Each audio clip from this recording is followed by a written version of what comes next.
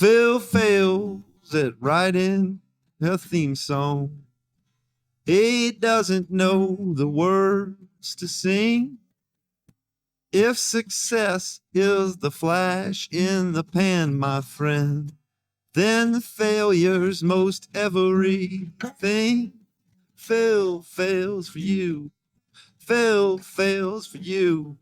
Phil Phails for you. Phil Phails for you.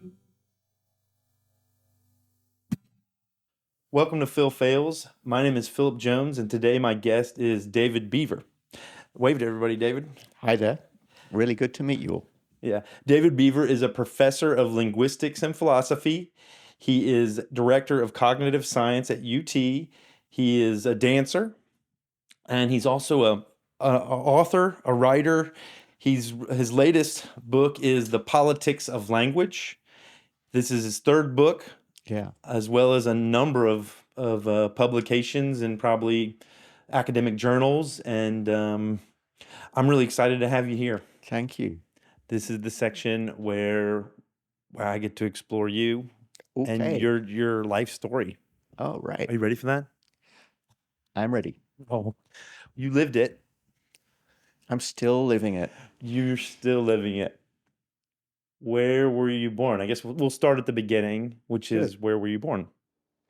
I was born in England, Edgware General Hospital, which is in a county that no longer exists called Middlesex, but it's really part of Greater London. And then I grew up partly in this Greater London area, partly just outside, but it still looks like London when you see it from Texas and squint. It's a small place called Radlett in Hertfordshire, but it's really looked at from Texas, it's just the London area. You're in the Greater London Metroplex. Absolutely, yes. What was the family like when you were born? Mom, dad, siblings? What did it look like? Well, when I was born, I didn't have siblings. You were the first. I was the first of three. My two sisters, Alexis and Michelle, came like 1 3/4 and 5 years later, respectively. And growing up, I was much closer to the next sibling than to the 5-year-old sibling. But as time went on and those differences got smaller and smaller, we've become very close as siblings, and I get on really well with them. My parents had a travel agency that my mum had started when she was 19. And my dad took over when she was pregnant with me. And then they partly over the years did that together, partly he did that. So they were in the travel business, travel and tourism, some other things. And we lived a comfortable existence, I would say, sort of a middle-class existence, you might say, with small business owners. It's also a Jewish existence, so it's a Jewish family, and I think I was always very aware of my Jewishness, although I'm not a believer in the standard theistic way. I still identify as Jewish, and I still find many of the practices of Judaism very natural. So we would have, through my teen years, a Friday night dinner, which was a very good Shabbat dinner, coming together of the family, and I'd be aware of the high holy days, and let's say the week of Passover would be an important one for me. All these things, plus maybe a deeper cultural association with both the Jewish tradition as against Judaism, but the Jewish tradition, ways of being, and simultaneously British, English ways of being. And those were together formative for me, as well as ways idiosyncratic to my particular family, and that is an idiosyncratic family. My dad was idiosyncratic in a legendary way. He was a very special, interesting person who died about 8-9 years ago now, but will always be with me. My mum is doing well. I just saw them a few weeks ago, and my mum and my sister's families are very important to me still. So on the British culturalization, it's like fish and chips, and on the Jewish culturalization, it's like what is it? Gefilte fish. And I guess Latkes, if we're And gonna go there, yeah, yeah, I would say fish and chips and gefilte fish and Latkes latkes. is a good way of summarizing my background. Yeah. Was it a Jewish community that you were immersed in? Um, Though it wasn't a purely Jewish community and not an Orthodox community either. So, but it's a funny thing. I like to tell this story. As I said, I was born in Edgware General Hospital, and the second house I lived in was in Edgware, and it was a very Jewish neighborhood. Not entirely Jewish, but and it tended to be people kind of like my parents. They weren't all small business owners. They might have been dentists, but there was something professional or small businessy about many of the people living there. And my parents felt a kind of discomfort with some aspects of the culture there, because people were very focused on, let's say, manifesting, displaying their riches that they'd acquired as kind of first generation middle class people, and in many cases second or third generation people in the UK as well. There was something which I guess you might call bourgeois about it, where you would get a little what in the US would be called a duplex, a semi-detached house that would have a gold Rolls Royce, or at least a Rolls Royce parked outside. This is the $30,000 millionaire. Yeah, that's exactly where we're at. And I think my parents, they weren't exactly snobbish, but they felt there was something missing there. They weren't anti-Semitic at all, as will become clear. So they moved out to this place that felt much more English, but called Radlett. But within a couple of years, one of the churches on the high street had changed into a synagogue, and there were before long 2 Jewish delis on the high street of this relatively small town. It calls itself a village. Were my parents unhappy that so many Jews had clearly moved out with them? On the contrary, as far as they were concerned, I'm going to use this. This could sound very negative, but I'll a better class of Jew. That is, there was something judgmental about the interests of people who'd moved out. They could talk about books. My mum was a member and helping run the Radlett Literary Society for many years, and I mean decades, by literary society, it's a place where it's like a reading club where people would read and talk about books.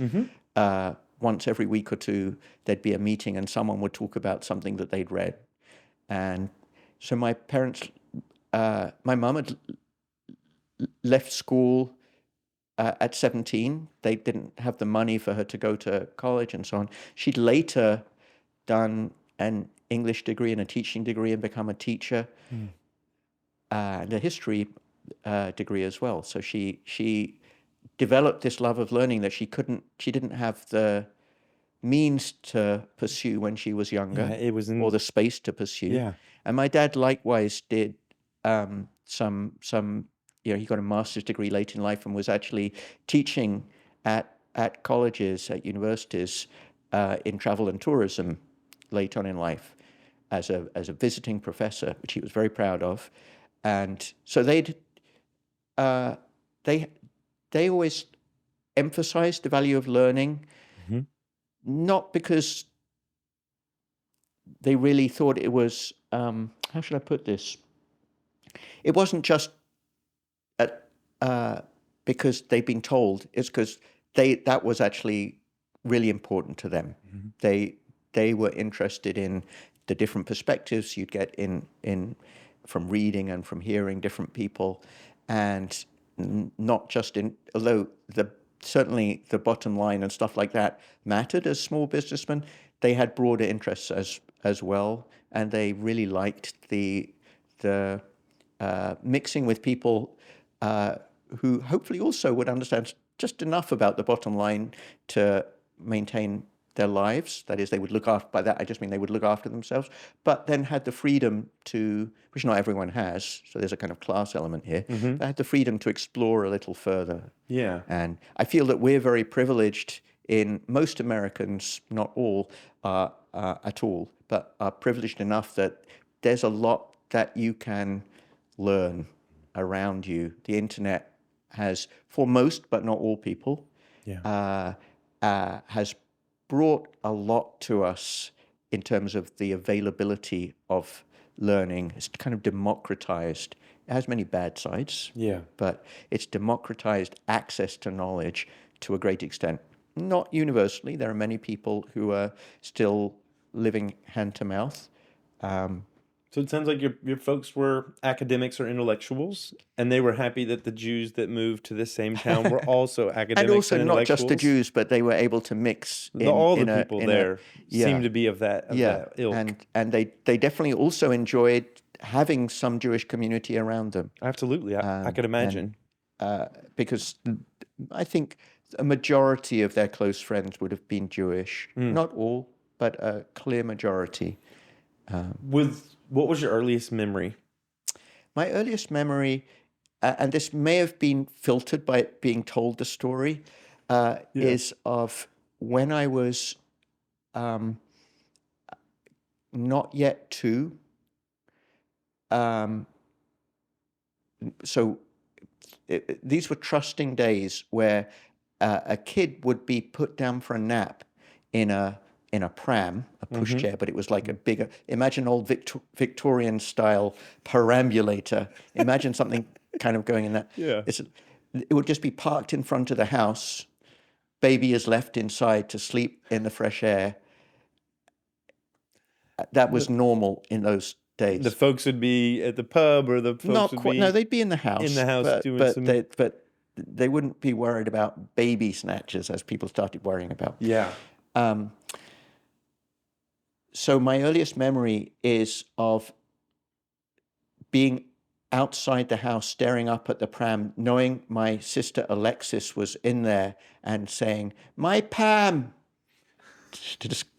and I remember the feeling. Whether it's come partly through the story being retold, I remember the feeling of looking up. I couldn't see her, Mm-hmm. but I knew she was in there. I knew it wasn't mine anymore. So It wasn't yours anymore. no, it was Oh, the hers. It had been pram. the pram had been passed over from You still me had to some her. ownership or some connection to this pram, and it had gone to your sister. Right. You were saying, "My pram, Yes, exactly. get out of there." Absolutely. I couldn't release something that was so close to me. Is there any wild story or unique story around your birth? Oh my gosh. I ask this now to everybody because one person I interviewed said that they were born in the passenger side of a speeding car. So now I'm like, I think I need to ask Yeah. everybody if No, anything unique happened around their it's birth. funny because coincidentally, my mum was actually hanging out of the car when I was born, and I was caught in another car that was passing by. Oh, you're just pulling my leg now. I don't know of any story like that. It was a more, It was a hospital birth in yeah. Edgware General Hospital. Yeah. I think my mum did tell me the story of they weren't quite sure if about the labels on the babies, and she took Oh, one look and said, "That's my so son." you could be, so if she used No, fast thinking, I trust my mum more than I would trust the hospital to label me correctly. I completely trust her judgment that I was her son. yeah. Yeah. Did your mom ever shared with you a duration of birth? Like when I've been growing up, my Okay. mom, whenever I think she needed more, collaboration or cooperation from me, or Yeah. maybe some respect or appreciation, she would share with me the hours of labor that she was in. I was in labor with you for No, 24 hours or that's something. not my mum's habit to make a fuss about that sort of thing. I'm sure that she was very aware of everything she went through, Hmm. but she doesn't push that weight onto me as a reason why I should behave or anything like that. Yeah. Uh, yeah. What's your mom like? Well, she's just she's over 80 years old now, and she's doing really well. She's someone who I think of her reading a book in the garden. Mm. She always read voraciously, and that was like with a cup of tea and a book. That's my picture of her. She's not reading so much anymore. Maybe difficult with the eyesight Mm. and just finding the energy to focus on things. And to me, this is an interesting thing because she's still very much herself, but that for me was a core aspect of her, and so I have to get used to her having like different different ways of being now. Yeah. But she's extremely practical. She's very quick to say what's right and what's wrong. I always remember her juggling um, the kids, three kids, working, doing all the cooking and cleaning, and just always, as I was growing up, having dozens of things that she would keep going. Not that she would never complain, but she made it. It was just she just did it all, and um, so again, she's slowed down, and it's something to get used to the fact that now doing one thing in a day is enough for her, whereas the person I remember growing up would have Juggling. been doing at least three things at any one time. Yeah. That this is a sort of change that we all go through. Um, but yeah, she's sweet, funny, and a good mother to the three of us, and a good grandmother to all her grandchildren. She loves having her grandchildren come round, and their grandchildren there in the UK are around like every day or two. There'll be one of them coming round. So yeah. What kind of books did she read? Or did she have a style? Well, she read very widely because she did a history degree and so on. But it wouldn't. It's novels that dominated her reading. Mm. No, I mean, she would have read biographies and autobiographies as well, but I think in my stereotype of what she'd be reading, she'd be looking at like the Booker Prize list and all the books that were out this year. She's got a quite encyclopedic knowledge of a wide range of literature. Um, so I yeah, think of someone here in our generation that where they would know all the movies. They would know the documentaries. Someone that loved movies would know all the that's actions, the true. horrors, But the documentaries, and I think maybe books haven't left. I think many. I talk to children now who can tell me about 8 different series of books. They're like, yes, there's Harry Potter, but also they yeah. can tell me about lots of different series of books that they're into, and that doesn't seem to have gone away. Not every child, But I'm but thinking your mom would be someone who would yeah, watch all the absolutely, movies, so to speak, of the book world, yeah. to To know some all the extent, I think bestsellers, to be able to talk about. she was selective, and there were. Uh, like my dad, among other things, liked reading what she would regard as kind of trash. He loved like detective novels and stuff like that, and she was more always more interested in the stuff that was likely to win literary prizes or Mm. that had some literary history. So she could, yeah, there's kind of a difference there. When you were a kiddo, did you think of yourself as a good kid? I didn't think of myself as good or bad, uh, as far as I remember. No. I wasn't I wasn't doing really wild things, but also this was a time when parents didn't necessarily know what their kids were doing. By the time I could ride somewhere on my bike, I would just disappear for the day on the weekend. So once I was, say, 14 or so.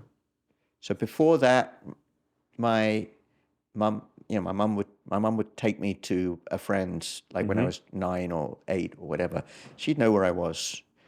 But even at that age, there was more freedom. So I think we sometimes one of my sisters at maybe age 5 or 6 would take the other sister at age 4 on the bus.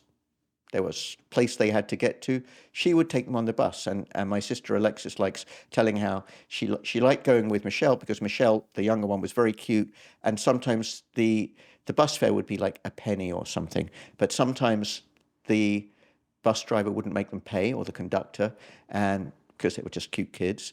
And Alexis attributes this to Michelle's cuteness. I'm guessing they were both pretty cute, but and so then they could buy some candy with the Fair. penny, Yeah. with the bus fare.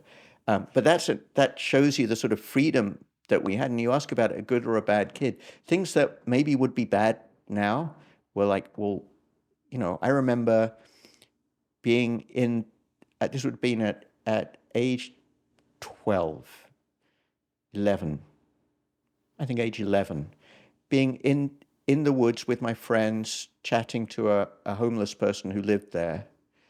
And he was a lovely guy. And I think my parents would have been horrified. There was nothing bad about it. I wasn't being a bad kid. But they would have been horrified, but they didn't even ask about what was going on. We were playing. Yeah. Um, I guess some of the areas where I find goodness or badness would be like making good grades yeah. or doing the things that you were asked without Right. pushing back. Did you make good grades in school? I was okay. I'm pretty good at school type stuff. Probably. Yeah. Yeah. And I was lazy from age. So at age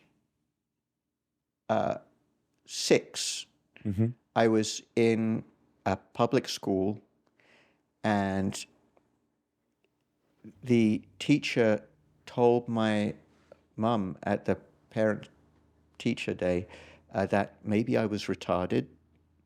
So she took me out of that school, put me in another school, like a smaller private school. In that school, in the first year, I was a bit younger than the other kids, but in that first year, I got 2 school prizes. One for the like class prizes. One was for, I think one was for science, and the other, I think, really surprised my mum. It was for scripture, which I'd never, and that meant New Testament, and I didn't know anything, but apparently I did okay at whatever we had to do. And so I was a kind of a goody two-shoes kid for that 1 year, but also that 1 year, how I remember it. So the teacher, Mrs. Martinez, would write up on the wall. There was each of the names of the kids in the class, and she would write up a red mark or a black mark, according to whether you did something well or badly. And the black marks were the good ones, and I had more than anyone else by a long way. At some point, she needed to write a black mark for me, and she didn't, for some reason, she didn't have a pen or it wasn't working. And someone lent her what in those times counted as high technology, one of these rotary pens that they were like white and blue, and they had like 6 different colors. Yep. Mrs. Martinez was not great with technology. She tried to write a black mark, but wrote a red mark by accident and couldn't correct it. And so I didn't win whatever the goody two-shoes prize was because I had the wrong mark. But she just had the wrong pen. And this is how I remember it. I don't know if this is actually right. But after that, I was like, these prizes don't mean anything. And after that, I was extremely lazy and got away with whatever I could. There were some subjects I could skate along. That darn pen. Yeah, I know. That pen. Technology really changed your Well, perception of. it changed my perception, but I did okay. So, uh, like, I just didn't have that much faith in how, like, following the rules was going to get me to where I wanted to get to. I was more of around that time, I felt like I kind of woke up and became a bit less innocent and a bit more having a healthy skepticism about anything anyone told me. Yeah. You turned into a little bit of a grifter that day. Yeah, maybe. I mean, I didn't try and take advantage of people too much, but I'd be the guy that would say, "Oh, I'm sorry, I don't have my homework. I forgot it." And just like, so there's kind of plausible deniability there that the teacher will maybe let you off 2 or 3 times. By the 4th time, the excuse runs thin and you need a different excuse. Yeah. And you could kind of get by being like just smart enough to do okay on the exams and so on. I could get by. And there were some subjects I really liked and I would do well in those. And I did fine. I'm going to go out on a limb here and say Yeah. that you weren't retarded at all. Well, it's interesting as a word. What does it mean? It means you're slow. And that's what we're talking about. Slow thinking. Maybe I was retarded in a good way. Maybe you were. You just needed the right context. I needed things to be slow about. What I do as an academic is find things I like to be slow about. I like to think through slowly. Mm-hmm. And I try and help as a teacher other people learn to slow down about some things, think through them slowly. If necessary, read some books, do some experiments, do some study.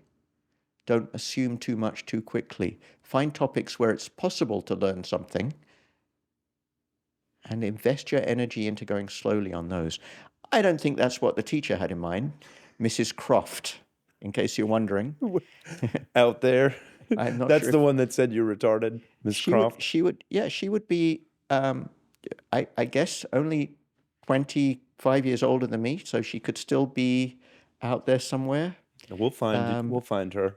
I hope that she had a great career after that. But, Yeah. What do you remember discipline in your house? Like, what did it look like? Corrective behavior or disciplinary behavior? So there was disciplinary behavior, but I didn't take it very seriously. My dad would say when my sister and I had done something, when we were fighting, for example, he'd say, "If you don't stop, I'm going to bang your stupid heads together." And then he actually would bang our heads together. He would bang your heads. But I had a hard head. And I'm sure he didn't do this. Poor Alexis. Poor Alexis. She would burst into tears and he would stop. I mean, he never because you've got the hard head. Yeah, I know. She's really getting the brunt of this discipline. Yeah, so this connects to what we were talking about, trauma. She's the one with the trauma. I know. And I remember, again, what we would now call capital punishment. We didn't really get serious capital. My dad never really meant to hurt us.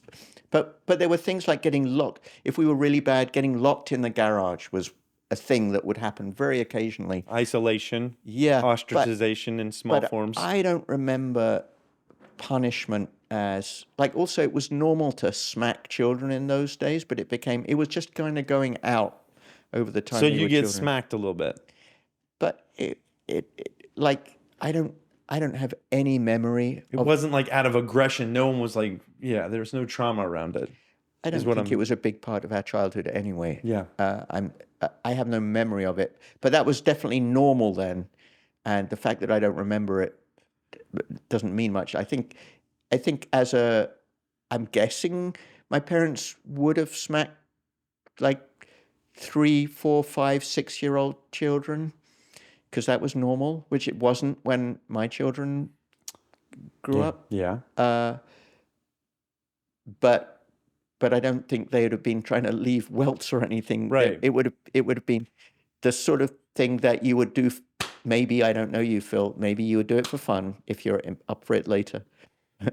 Like some people these days kind of like this, and definitely it would be no harder than people would also do just as a friendly slap. But if you know someone's mad at you, then it means something different, and you Right. remember it. And I'm sure the point would have been to instill in you a memory of having done something bad. It's the same as the methods you use when training an animal. You use some positives, like with clicker training. You try and get that animal to know the exact moment it's done something good, Right. the reward. But also you might, depending on your training method, you might try and make sure it knows when it's done something wrong. Could do. Yeah. And that And sounds like coupling an emotion with a memory makes it more readily available. Coupling a absolutely. negative emotion with a memory makes it even more so readily available because we remember negative emotions more so Absolutely. than positive. That's exactly right. That's the theory of capital punishment. People disagree about its effectiveness, Yeah. but that's the theory. And Corporal punishment. I'm talking about corporal punishment and using the word capital. Yeah. Corporal punishment is what I'm Capital is talking about. killing people. Yeah, they didn't do that to me. Not as far as I remember. Thank you. Yeah, as far as I remember, my parents did not engage Not in capital effectively. punishment. That's a nice faux pas. Capital is not what I meant. Corporal. Corporal, yeah. I don't use either term very often. I Punishing guess. the body. Yeah, punishing the the body. corpus. But I don't think it was a big part, as I say, of my upbringing. I think, yeah, in a way, it's going straight for the body's own reward systems with dopamine and stuff. Like we get addicted to things because we get a positive dopamine response. We get a little high after we've done something, and then we do it again. And likewise, when we're telling ourselves off, and you've been talking quite a lot through this time about through this interview about times when you've told yourself off, and the whole fail is about telling yourself off. And what Lincoln was looking for was people who would tell themselves off just a little bit. Yeah. Yeah. And I think corporal punishment is a way of kind of short-circuiting to those neural processes that we all have inside us as ways that are central to learning. That is, we learn to behave in a certain way when we behave either through getting positive reward from doing it as we feel right, or getting negative reward when we feel we did it wrong. We're talking about classic conditioning. In an experimental, so the behaviorist psychologists would turn that whole thing into, as you say, a paradigm, a way of doing experiments, an experimental paradigm that involved rewarding positively or negatively different responses. So it could be ringing a bell to salivate a dog, or every time, exactly. But it's the same thing. What we're talking about with either spanking or giving with humans. Yeah, absolutely. What about going to the other side of that? I asked you about discipline. What did felt sense of love and connection? What was like? Right. What was this that like is much in your bigger for in your me in my household? childhood, and we spent a long time, because that's where your questioning went on punishment. But I don't have a big memory of punishment. My parents let me get away with stuff in general. Yeah. And I have very positive memories of every Sunday we would go out, typically for a walk or what Americans would call a hike. Often we'd go to visit some like English country house or to a museum or something like that. But there was something every Sunday. There was a time during which that was definitely part of our education, in the sense that there was a time when on a Monday we had to write something about what we did on the weekend, like when I was 7 or so, and my parents made sure there was something to write about. So, but we went out every Sunday, whether for that or something else. I always have good memories of that. My parents as travel agents got to take us on a lot of like package tours and also holidays in England. I have very positive memories of some of the places we visited, some places we used to go in England every year. in down in Devon in the southwest of England. Um, I love those visits. Very positive memories of I mentioned Friday night dinner. So we had at least one weekly meal that was all of us. In general, mealtime was a very positive time for us, Yeah. but that meal was always a big positive. Um, I remember, silly games of messing about with my sisters.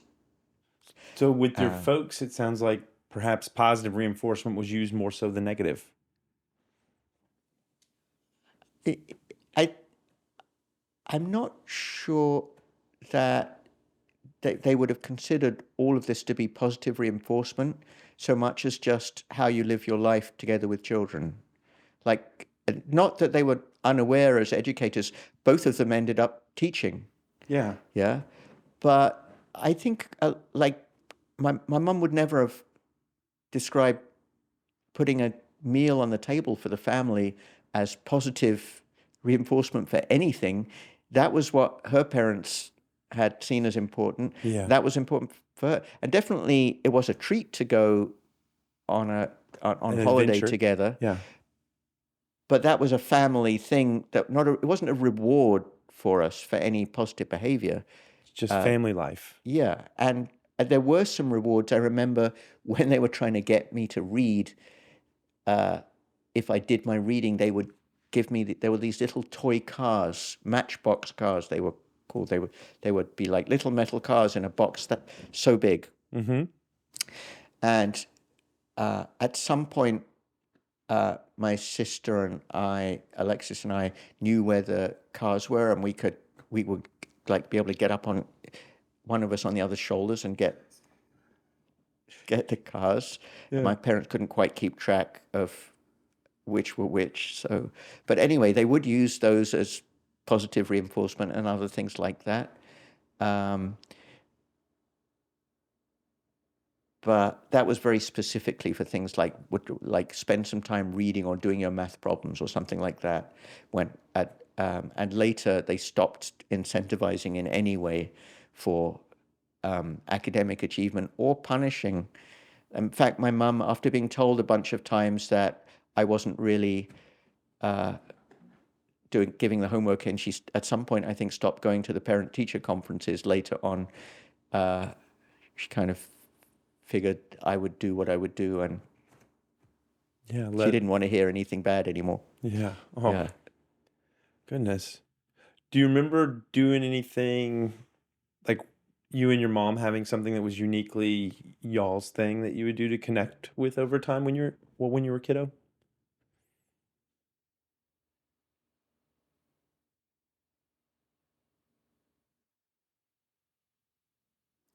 So there were a lot of family things.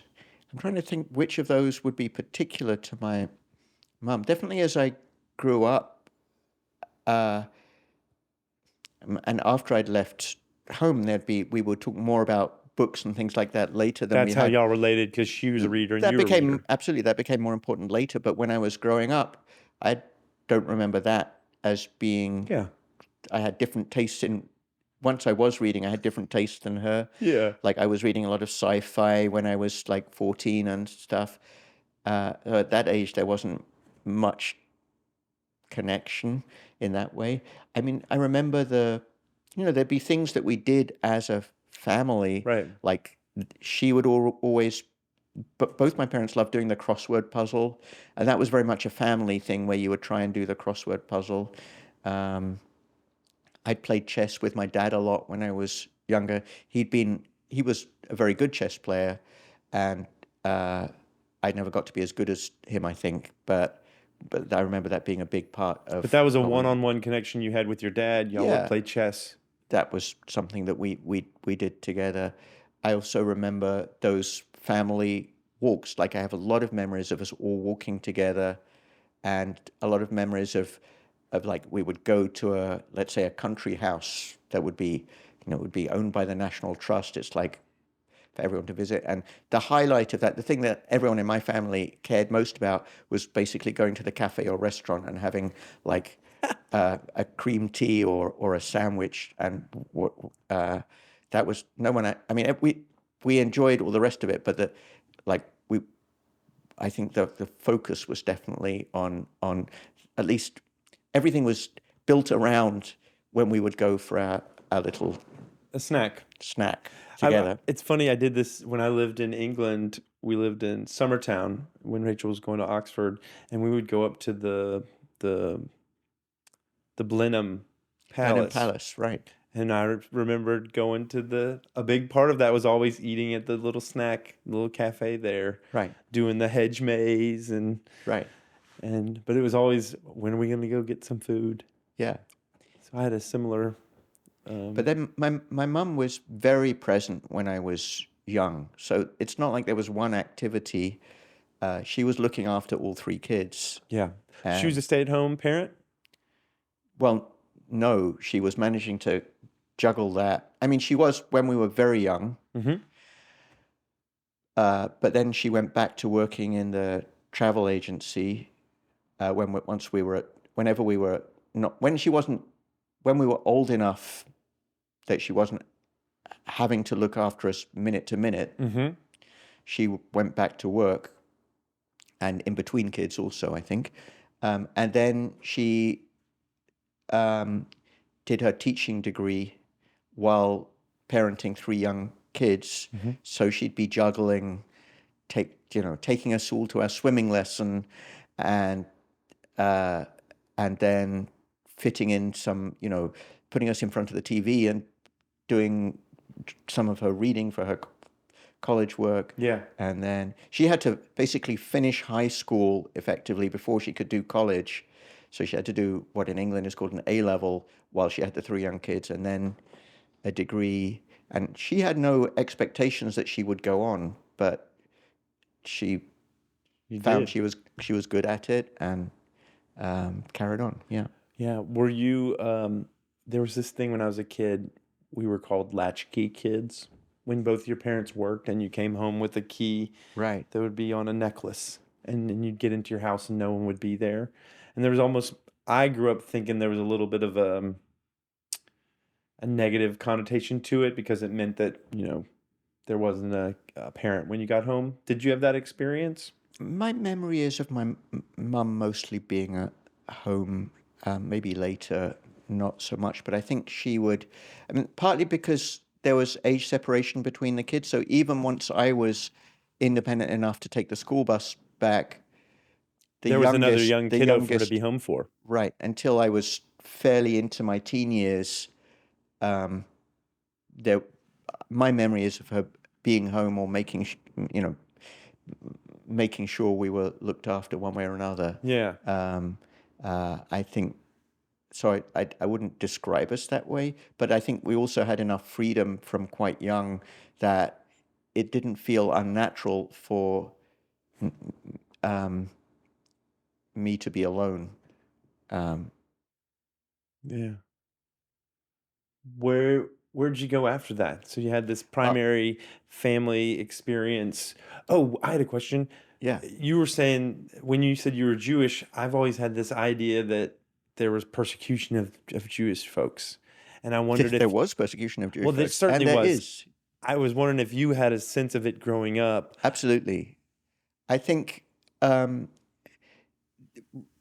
now in America, anti-Semitism is a thing. It's something that there's been the Pittsburgh synagogue mass shooting a couple of years ago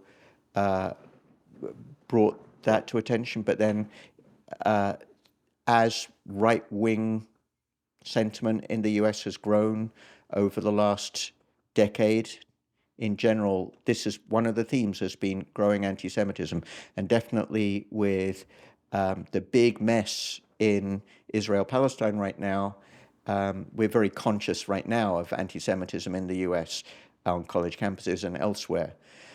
But broadly speaking, America over the last 30, 40 years has been a place where anti-Semitism has been less visible than it always was in Britain.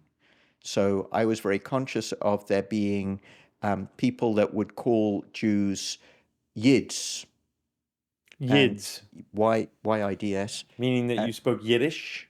no, it's just a negative. I mean, literally, perhaps it relates to Yiddish, but But it was it's just just it was a slur, racial it was slur. just a racial slur. And were people in the National Front, which was the then most prominent right-wing organization when I was growing up. There would be people, skinheads, as we would call them, so shaved skin. Often they might have swastika tattoos or other. Mm. It was quite clear where they were coming from, and they'd be like spray painting swastikas in Jewish cemeteries and stuff like that.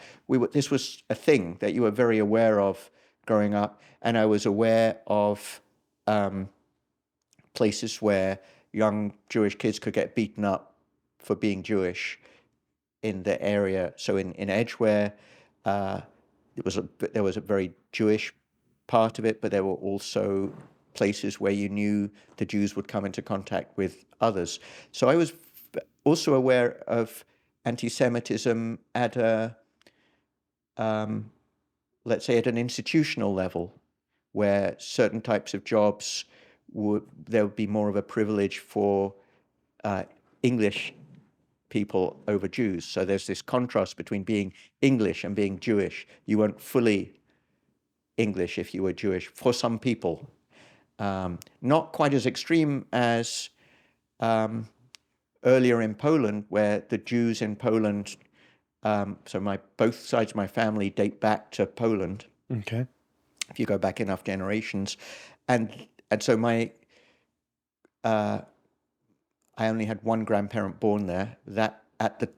So if you go up to my great grandparents' generation and before, the Jews in Poland in that area wouldn't even have considered themselves Polish. They were Jewish. So it wasn't as extreme, and the Poles wouldn't have considered them Jewish. Wouldn't have considered them Polish. They would Yeah. have considered them Jewish. They weren't as well integrated as Jews in, let's say, in Germany just before the war, where many Jews considered themselves fully assimilated. And in England, likewise, Jews considered themselves largely assimilated, but they were still aware of being Jewish. Mm. And so there was conscious anti-Semitism there was salient anti-Semitism in Britain the whole time I grew up, and I was aware of it in a way that I think many Americans are only just becoming aware of. So in the US, you would be more aware of racism against, for example, the African American population, yeah, and racism against the Hispanic population. Going a few years back in America, Polish people, Irish people, and Jewish people experienced more active racism. So if we're talking about 100 years ago, of people coming into the country in the early part of the 20th century, Mm-hmm. there it wasn't about color of skin, but Italians, Poles, Jews, Irish people, The latest wave of immigration would be the ones they were experiencing the racism. All those groups became, accepted as a core part of the American melting pot. And as you say, the later waves were lucky enough to experience racism, unlucky enough, obviously, which Jewish people in the US weren't experiencing at the same level anymore by the time I came into the country in 97. Yeah, this has grown back up to more like the levels I recognized from my youth. Did you experience physical violence? Very mild. There was one kid that bullied me a little on my way home from the school bus for over a period of 6 months or a year, but he never hurt me. And Because you were Jewish or because he was a bully? I think I didn't think he was that bad a kid in the end. He was bigger than me. He was a bit of a bully, but not he wasn't and I think the Jewishness was part of like the alienness of me Yeah. relative to him. But um, I didn't experience very much, but I definitely knew people who experienced it. And my family in England is much more oriented around being Jewish and their Jewish identity. So they go to synagogue much more often. And one of the things that my brothers-in-law are doing as a regular part of their life and have been doing as a regular part of their life for years is helping provide security at the synagogue. Mm. That's a thing that Jewish people in Britain have been doing for years, Security at the synagogue. What does that even mean? standing outside the door, looking out for trouble, being ready to call the police. I In feel Britain, it wouldn't mean carrying a gun or I anything. feel sadness. That's been a part of life, and I think that's true for other communities, not just the Jewish community. And right now, it's a part of the American experience too. But I don't think as far as I know, it wasn't so much 30 years ago. I bet it was informally 100 years ago. Yeah. And definitely whenever things have got noisy, like when there's a war going on in Israel-Palestine, then there'll be some pushback against Jews, whatever they do or don't think about the war, Yeah. they'll experience some increased danger. How do you I'm not Jewish. Yeah. I was raised like in Christianity type of things, some form or another. I'm not religious now. I sit zazen at the Zen Center. Say again, I sit Buddhism. yeah, sure, I'll attend some Buddhist communities. sure. Um,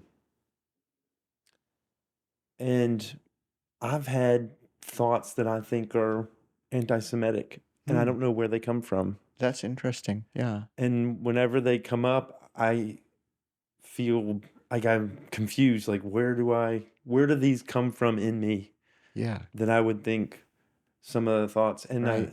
I maybe been exposed some films or some stuff because I remember I have some distant memory of something about the Rothschilds like investing in war on both sides or some picture of a man with his hand Right. around the globe or and Good. Yeah. So this propaganda influences people, but it's often not the consciously produced propaganda, like the image of the uh, Jewish globalist entrapping people, which is a classic Nazi symbolism. That's picked up on, by the way, by the current right wing. Whenever they talk about globalists, yeah, they mean Jews. They're using the that's the resonances of dog whistle. absolutely, yeah. Um, so it's not just through conscious propaganda, but we also pick up these stereotypes in just casual conversation without anyone meaning to be bad or say bad things about groups. We pick up attitudes and stereotypes. And so there's a lot of work on what's called implicit bias, the idea that we can be biased against groups without recognizing it in ourselves. And this is a controversial issue. Some people say it doesn't make any sense and they poo-poo the idea. Many of the people who take that attitude have some vested interest in maintaining right-wing tropes. Yeah, So go figure. yeah. I it's a slight digression, and I want to get back into your life story, but as you talk about, you know, Yeah. racism and your experience growing up, I'm thinking about how racism plays a part in my life. How are you thinking about that? Well, I was born Just in in, Mississippi, yeah. and I was exposed to a lot of racism Ah, there and almost raised in this culture of it. Probably right, more subtly than overtly. I didn't have any, no one was in the Ku Klux Klan in my family. No one, overtly right. but it's like I know it through just thoughts. Yeah, it's terrible. And the peculiar thing is becoming aware of things that you thought were natural seemed ordinary. And I've seen changes in my life. So one very peculiar thing to me now, when I was young, we one of the toys that I had with my sister was what was called a gollywog. Mm-hmm. It was the most terribly racist doll you can imagine. It kind of like the black and white minstrel style um, knitted doll that that was a black stereotype, and this had a long history. Yeah. There were pictures of these characters that looked just like that on the marmalade jars that were the most common brand of marmalade. At some point, my parents got rid of that doll, and you would never see one again. They were the worst stereotype possible. That was normal uh, until I was about 4 in England. Um, and then people realized, actually, maybe there's something kind of weird about this. Yeah. Yeah. And I'm sure at that time, a lot of people were saying, well, what are you talking about? It's just a doll, it's harmless. But it was propagating stereotypes. And, They were in and then, cartoons. They yeah. were in, the Chinese characters in cartoons as I was growing up. These like And then overtly. I'm gonna use um, a slur term that was common, but I don't think it's harmful now because it's just not used anymore. So people would, in the school playground, insult each other by calling each other a flid. What did flid mean? It came from thalidomide. It meant a kid who hadn't grown up properly because they were one of the victims of this pill that was given to pregnant mothers that ended up producing children who were not able to develop properly. This was just a completely normal way to insult each other in the playground when I was 6. And it took a long time to realize, and there were some other insults I could share with you that were based on, you know, disability, Mm-hmm. completely normal. And I'm sure people are still nasty to each other in the school playground in this way. But at least this wasn't even a thing that teachers would have complained about. Like there wasn't any sort of political correctness, Yeah, there's no but there education also around was it. no recognition. Yeah. Like, never mind, stop doing it. There was just no recognition at all that there was anything bad happening until somewhat later. Yeah, it was just, well, that was normal. Likewise, people would be telling jokes, Irish jokes, for example, in the Royal Variety performance. Each week there'd be a show that was broadcast on TV, bunch of entertainers in this big theatre in London, and there was a royal box. There'd be royalty watching. Yeah, the Queen or some prince or whoever. Didn't really matter, but that's why it was the Royal Variety Mm-hmm. performance. There'd be these comedians who would be telling Irish jokes and stuff like that, racist jokes about kind of your mother jokes, but Yeah. or wife jokes that were picking out the very worst stereotypes about women and their place in society. It was completely normal. Yeah. And I mention royalty because it was like it pervaded society From the from top top to to the bottom. bottom. Yeah. And uh, didn't no one, never mind anyone being cancelled or not cancelled, there was just no recognition that there could even have been a reason why it was problematic. A separate question is, if it is problematic, what should you do about it? That's a different question. But there was just no awareness. And so I think likewise, when we in a moment realize, wait, why am I feeling uncomfortable right now? Is it because I'm not trusting that person on the other side of the street? Why am I not trusting them? Yeah? It's like, oh shit, I've got no good reason.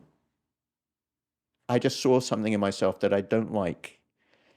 Can I change it? I don't know. It's like very can get wired, as you say, in a permanent, Yeah. that is, racist practice makes for permanent racism. Yeah. Or maybe it isn't permanent. Maybe we can be more optimistic and improve ourselves. Did the Jewish community have its own outside kind of racism in Of itself? Did course, y'all look at other of course, people? but it, it's a funny thing. As a minority, it's kind of okay to diss the people with more power. Yeah, but is it okay or is it not okay? I think there's a lot of Jewish racism, and I'm not talking about anti-Palestine. So there's very specific tensions between Israeli Jews and Israeli Arabs. I'm not talking about that. Yeah, that's I'm not what I'm talking about what you might call Jewish exceptionalism. What's that?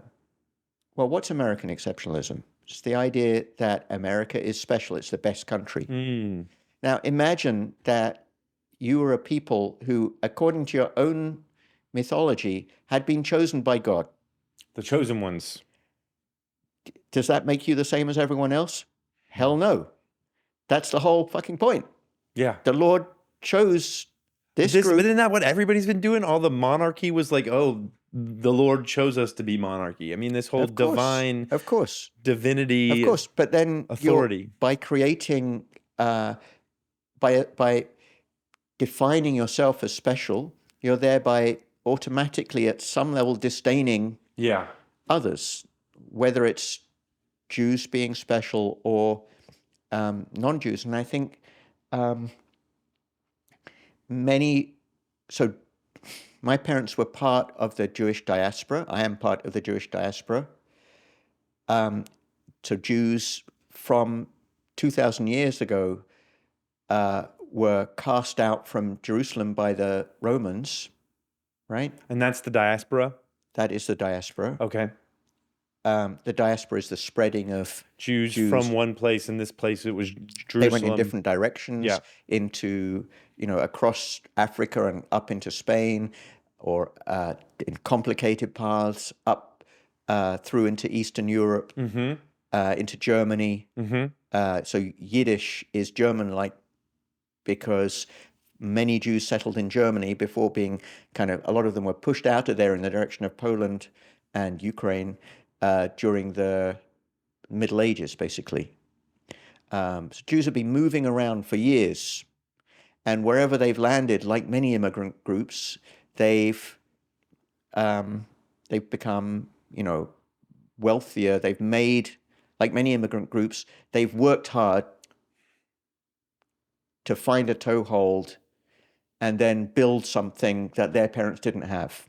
I think that's a common immigrant experience for many groups. Here, African Americans are a very special case because they were brought in as slaves. Jews haven't been slaves since Egypt, quite a long time ago, and we're not in Egypt right now. That is, there's no direct connection between modern Jewry and that experience.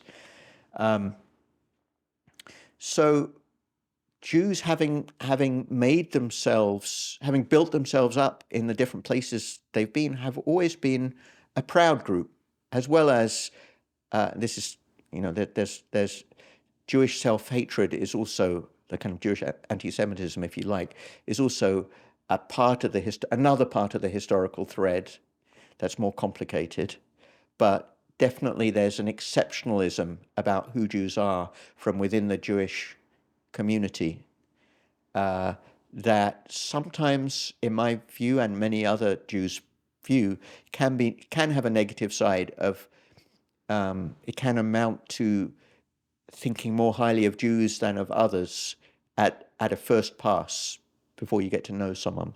So I think that amounts to racism. Yeah. But we all have our biases. Likewise, we might have a bias towards our own family and against people from different families. Is that good or bad? Like, you might say, well, it seems fair enough to me. Excuse me just a moment. Yeah. Yeah, I don't know if I. We've kind of gotten off the life story, and I want Let's to. get back, and so Well, let me we mention. can. Yeah, Go ahead. Let you yeah. mention. Well, I was just going to say we can diverge from that, and I think we have maybe about 15 more minutes or so. Give me just a moment. Yeah. This guy. I enjoy the challenge of sitting down around this. I see that. Yeah. Where We to good? go now? Where do we go now? Part of me wanted to discuss with you. I'm torn between two things, and I'll share, and we can maybe go whichever one feels most alive for you. Excuse me. One is continuing. Where did David go next?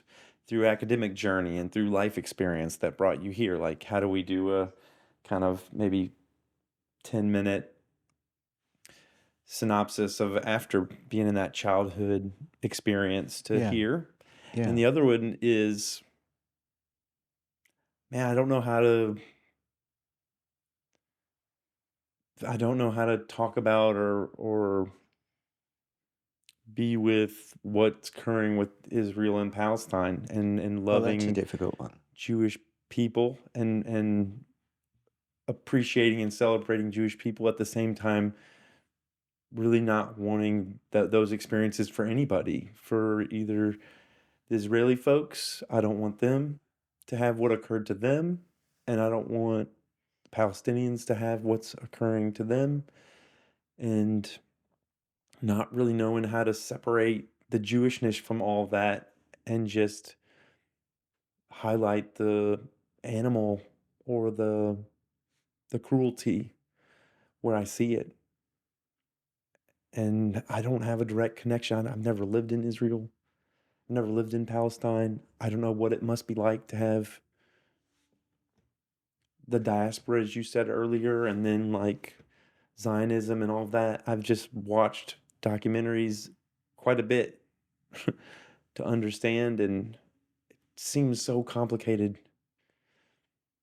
Yeah. There are different elements. If Which we one talk seems about, more alive for you? I'm happy to go either well, of those directions. they're very different. This is very much comparing apples to the Eiffel Tower kind of a thing. Apples being like your life story for the last 10. And the Eiffel Tower being this huge towering thing that you kind of can't ignore if you're in Paris. It's just there. Yeah. And it's not homely. It's not intrinsically so personal, and it's hard to argue with. Yeah, but because I feel like this is something that you're finding a resonant topic. So let's go for it. Let's talk a little about this very difficult topic. Yeah.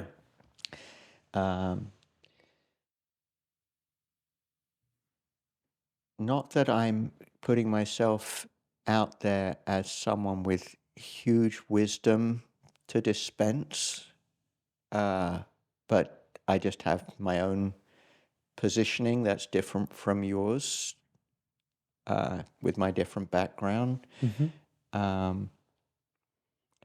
And I think one thing to recognize is completely obvious. Humans do bad stuff. Doesn't mean that they're not responsible for it, that that they shouldn't be, in some cases, punished for it in some way or prevented from doing it. It just means whether those people are circus clowns or school teachers or Arabs or Jews, they're humans. And humans do bad stuff sometimes. And they do especially bad stuff when they're in large groups that feel threatened. Yeah. What happens when you have two groups Feel threatened. that feel threatened? Whether they feel threatened by each other or not, we're already in a dangerous place. Yeah. Yeah. In this particular case, we've got two groups that do feel threatened by each other. Yeah. Israel as a political entity was imposed on the region by the colonial powers, especially Britain and France, and the Allies more generally. But it was Palestine was a British territory at the time that Israel was created as a separate entity. And a lot of Arabs have been displaced as the result of the creation of Israel, the various wars that have moved the effective borderline around, and settlement and military activity and economics, all these things have combined to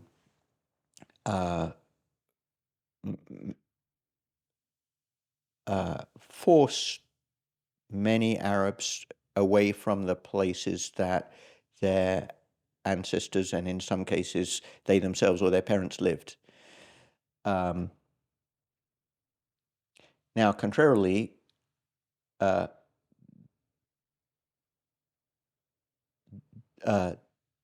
Jewish Israelis feel threatened, both because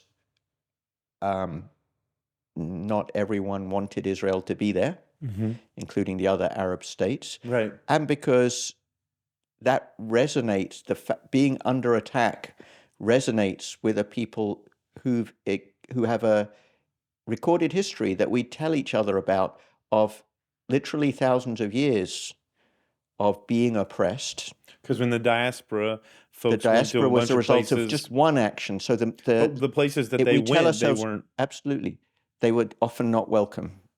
They often fought their way in to places, and many of the stories celebrated in the Bible are of Jews, with God's help, taking over places. They escaped from Egypt. They were initially wanted there, but then the Pharaoh worried about the Jews and gradually ramped things up till he was killing children. That's how the story goes. Things were pretty bad for Jews in Egypt, and then the Jews left. So this type of story it's a narrative that Jews have been telling themselves for the whole history of Judaism. So while on one side they're exceptional, they're chosen by God, and on the other side they're threatened exceptionally as well. This is the narrative.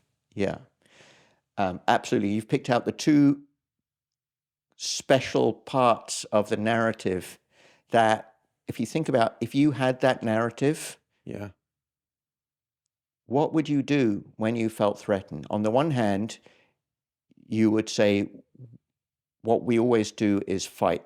We're strong. We find a way to defeat the enemy. On the other side, you might feel very self-righteous, whatever you did. You might feel that you were carrying out God's will. Yeah. Yeah? These are dangerous elements to combine. Yeah. And there are many people who, for whom these things are not just stories, they're the life they are living. And then there are many other people who are politicians and propagandists who are prepared to take advantage of that, whether they believe it or not. Yeah. And who can use that to drive a wedge so deep between the different people living in the region that one side is seen by the other as subhuman, not worthy of treatment as a full human being, not having they're objectified. They no longer have the rights to a place to live, education, or indeed living at all. Yeah. Yeah. Now, I think most Jews in Israel are experiencing a very traumatic situation, as are the Arabs Yeah. in on the West Bank and certainly in Gaza. Obviously, in Gaza, they're experiencing the very worst possible traumatic situation. They're starving, dealing with diseases, being bombed. Nothing. This is not something I can even imagine. Yeah. How should we feel? So one question is, how should we feel about the Israeli government and military? Another is, how should we feel about Israeli Jews who are not uniformly backing this? There are protests against it, but are backing that type of action sufficiently that Netanyahu and the rest of that political gang can carry on, right? Yeah. Well, the first thing, And hold then, on one well, second. let me ask, let me Yeah. just before you say, and then there's another group, Jews outside of that. Yeah. That was because And where I was how do we going. feel about them? How should we feel about them? How should you feel about me as a Jew? How should I feel about other Jews? Yeah. Yeah, and you hit on it perfectly. There's a desire for me to separate is Israel and Judaism, Jewish people and Israel. So there's some such difficult questions here. There's the rights and wrongs of the conflict, and I would be considered very left wing in terms of my attitude towards Israeli politics. That is, I am the opposite of a Netanyahu supporter. Many Israelis are the opposite of Netanyahu supporters, Right. and many Jews in the US and Britain are the opposite of Netanyahu supporters. They might, among those Jews outside of Israel, there certainly are also those that would be more right wing, but among the left wing, there might be differences in whether people think, well, military action is appropriate in the case of existential danger. And they might think that the initial Palestinian attack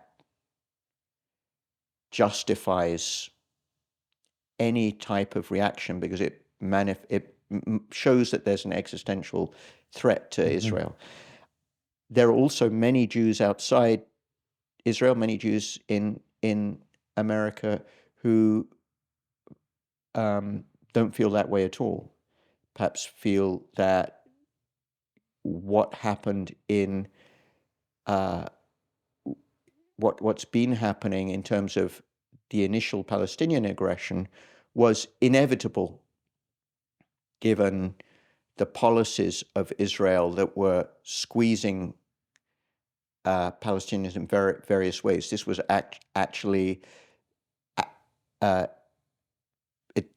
there's good reason for saying this was Netanyahu's policy. It wasn't merely that is to, rather than looking for solutions to the problem, to actually keep the temperature going up in the cauldron.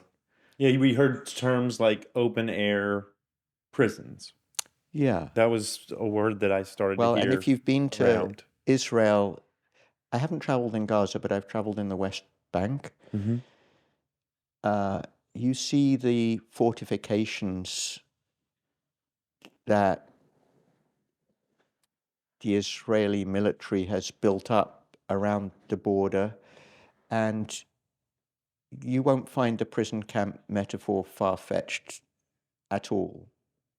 You'd be like, okay, that's what that looks like. Yeah? Yeah.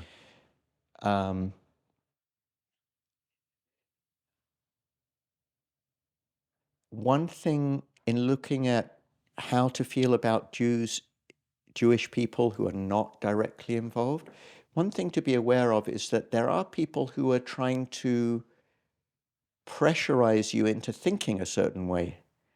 So Trump actively tries to push people into thinking negatively of Jews who don't support Netanyahu and military action. He says they're not proper Jews.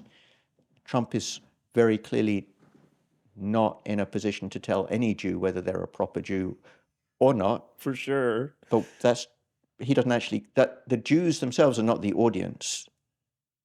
They never are. What he's trying to do, as always, is fan hatred. He likes war. You should remember that. He is not unhappy about there being a war in Israel right now. It provides, so chaos and conflict are what potential authoritarian dictators thrive on. Because it creates the context for power grabs, for taking more power. Whenever there's a war, we have different rules It says for you our need a powerful strong authoritarian. This is why, to protect us from these yes, wars. absolutely. Absolutely. Yes. So he likes that, and the people one of the groups that he's a little bit scared of is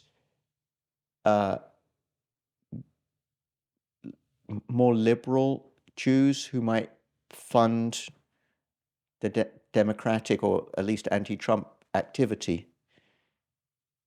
And he sees a natural coalition with Netanyahu and Jews who would be very militaristic and support that, and likewise sees as his enemy anyone who would be anti that Netanyahu type stance. And he's able to tie in his stance, Trump's stance, with a lot of nationalist, Christian, fundamentalist rhetoric that sees a special connection with the Holy Land. Right. So Trump is kind of wanting to don a mantle of a crusader. There's resonances that stretch back hundreds of years that are still found in modern Christianity that people connect with without even thinking. It's very natural to be supporting military conflict against Arabs, specifically against Muslims, in the Holy Lands. That's not hard for Christians, fundamentalist Christians, to buy into. Because it plays into a narrative of end times. A narrative of end times, that narrative of end times stretches back to the Middle Ages when there were crusades. When the Muslims were pushing into Europe. They were perceived as a threat, and indeed they were And a they threat. were. Yeah. When you go to Spain, you see The Moorish kingdom. Yep. Of course, the word threat one should use advisedly. The Moors were much more cultured at the time than the Christians, in many ways. So the Moorish palaces, if you look at those, they're beautiful. The architecture and the technology that they were using in terms of, aqueducts and so on, was really quite sophisticated. So, and at the same time, they were the outgroup. Well, they became the outgroup. outgroup. So while the Moors had a kingdom stretching across Portugal and Spain on the one hand, and through the Levant, as it then was out into the Middle East and around Africa, I mean, that was the Ottoman Empire and related empires. Within that, they were not an outgroup. They were one of the powerful dynastic empires in the world. Right. Yeah. But that's why they offered such a threat. Right. And they also, like Christianity and unlike Judaism, it was a proselytizing religion. That is, Muslims wanted to convert people to become Muslims, and Christians wanted to convert people to become Christians. It's like, well, there's a pretty clear tension there.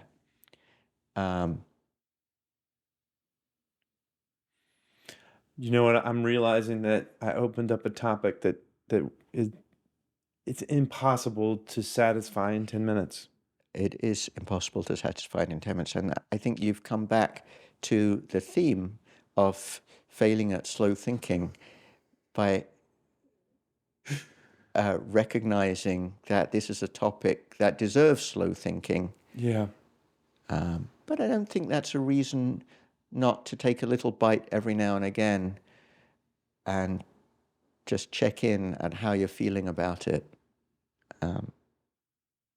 How do you feel about this time we've shared together? It's been really positive for me. I've enjoyed the conversation. I've enjoyed the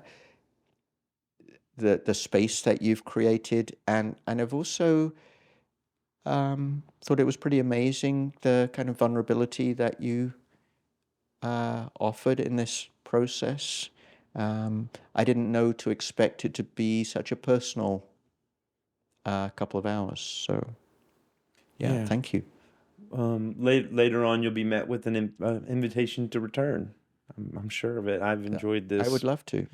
I think there's certainly plenty more we could talk about. At least I don't know if what I would like to talk about would be the same as you would like to talk about. Well, I feel like we could probably co-create something that both of us would enjoy, whether it's from your book with Jason Stanley, or the book on bias that you've been reading to your students. Right. Remind me of the title of that book again? Well, so I'm teaching a class called Bias, and this is a shout out to my bias students. If you happen to watch this, they're a great group. And Slow Thinking and Fast Thinking. And the book that they read in the first half of the semester is called Thinking Fast and Slow, Right. by Daniel Kahneman, Recently passed away. who recently passed away, Nobel Prize winner. And that book condenses about 40 years of deep intellectual labor, and not just his, but he draws together a lot of results in psychology. So if you want to learn about ways that you do things that on reflection are a little odd, but that seem perfectly normal at the time, and learn why you might have those ways of being, this is a great book. It's all backed up with a lot of psychological results from work of many psychologists, and it's kind of fascinating. So yeah, I strongly recommend it. We could talk about that. We could talk about topics from this book.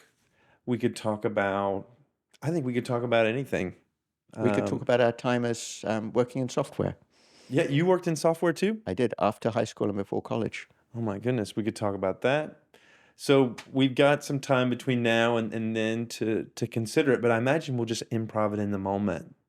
You'll just be sitting there and I'll say, David, Right. what would you like to talk about today? What could Phil fail at with you today? Right. Well, I didn't arrive with a plan.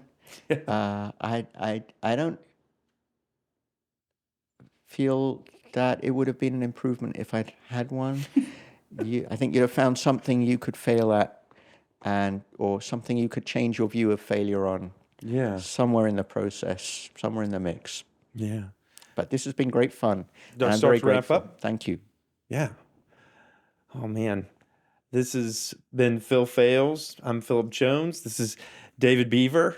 Wave to everybody. And today Phil failed at slow thinking. We've had I think a wonderful discussion that went a lot of different places I didn't expect. It did. It did. Yeah, thank you so much. Can I have a hug? Absolutely. Here, just move this guy. Man, that was great, David.